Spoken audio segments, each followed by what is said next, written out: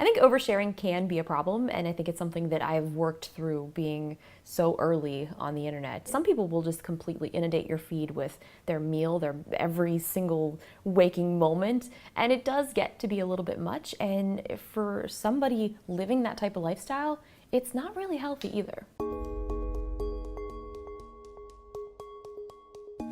Hey guys, Natasha from Forbes here. This week on The Business of Influence, we're getting a little philosophical and exploring how social media defines us as a culture. We're so used to seeing pieces of each other's lives on the internet. And when you're an influencer, not only does that become a part of your job, but the amount of exposure that you receive is that much greater. But why do we share on social media in the first place? And where does that desire come from?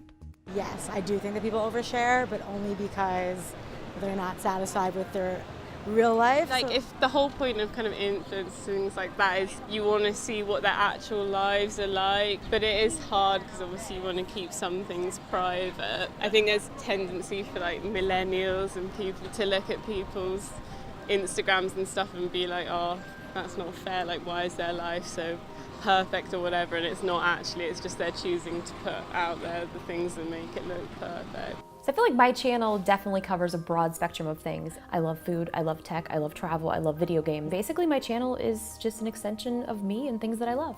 I think there's a fine line between what you actually share to the public. I think a lot of misconception, people think that we share everything. I share probably 20% of my entire life, if even that. You don't have to share everything. So I think a lot of people think that we do share it all, but we don't.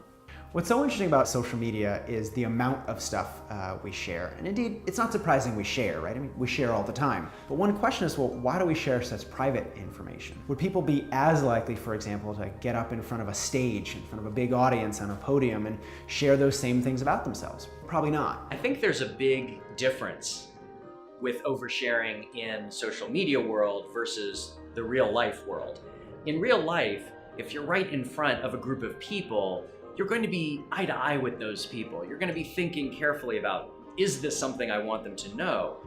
On the other hand, in the social media milieu, platforms make it very, very easy to type something very, very quickly and then press send and not really realize what it is you're doing. So I think that a lot of the tendency to overshare online is an artifact of the platform and what it feels like.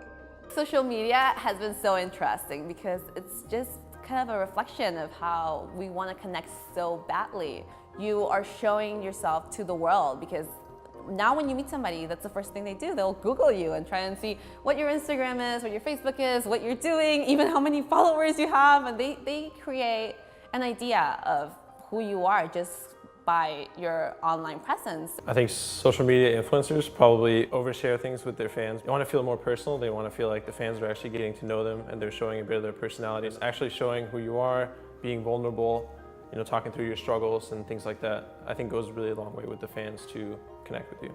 Children are born with Instagram accounts and Twitter accounts, and they're not even out yet and they've already got their Twitter handle, they've got the domain registered. So it's sort of now is a very common thing. I mean, it is your business card, your name, it is you, and that's what's going to get you through life. And especially right now, everybody has a social media presence. So having this personal brand is what you publicly want to appear like to someone. There's some really great data that shows that about 70% of Facebook messages are censored. And when I first heard this, I said, censored by the government? Who's censoring them? It's us. We're the ones censoring them. We go back and we change a comma, we change a word, we take off a period. We do exactly what we want to make ourselves seem certain ways to others. We share things that make us look good. We curate an online identity, not just to reflect who we are, but reflect who we want to be, how we want others to see us. So by always trying to curate that online self, by always trying to look good to others, sometimes we miss out on what's actually occurring around us.